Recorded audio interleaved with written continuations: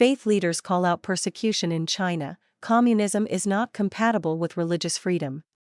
Washington, lawmakers and faith leaders called for action against the continuing persecution in China, with several describing communism as fundamentally at odds with religious freedom.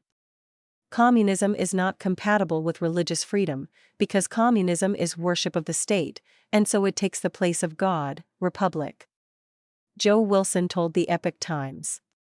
And it's really sad, because communism has failed everywhere it's tried. Wilson had just finished speaking in a packed hall at the U.S. Capitol complex, where hundreds had convened for a conference to discuss challenges for religious freedom worldwide. In an earlier speech, Representative Gus Beliricus, chair of the Congressional International Religious Freedom Caucus, warned the audience not to take religious freedom in America for granted. Persecution breeds in the vacuum of silence, he said. We must elevate religious freedom. This issue must be a permanent pillar of our foreign policy.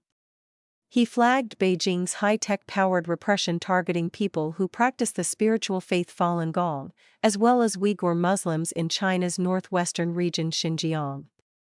They're just practicing their faith, their religion. In some cases, it's meditation, said Beliricus. This is happening, folks. It's happening every day. China currently leads the world in the arrest and sentencing of believers.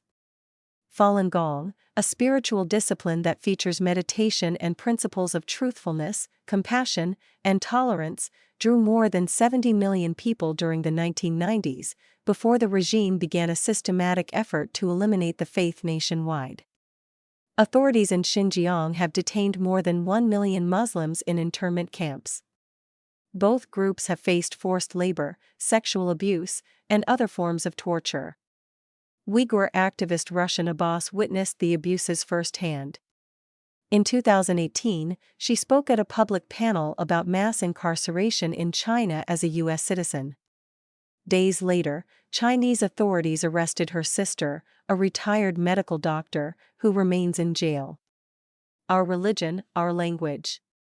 Our names, our identity, our faith, everything is being erased, said Abbas, who founded Campaign for Uyghurs to raise awareness on the issue.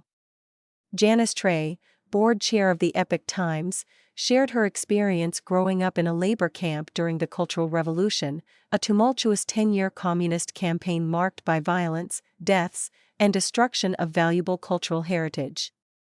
Living through a variety of political persecutions, she said, motivates her to give a voice to the voiceless.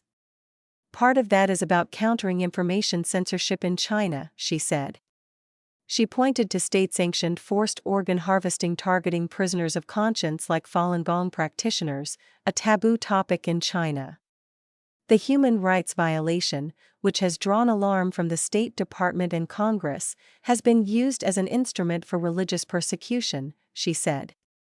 And this still goes on today. Trey and Abbas both warned that the repression does not stop at China's borders.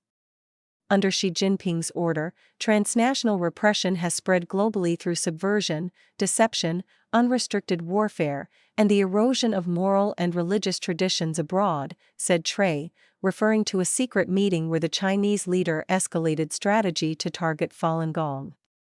Abbas said that the Chinese Communist Party has perfected the system of total control in her homeland for export to authoritarian regimes worldwide. We stand at a turning point here, she said. Silence is the oxygen for tyranny. Unless we hold China accountable, it will be your children and grandchildren who will pay the consequences. We are all responsible for what happens next.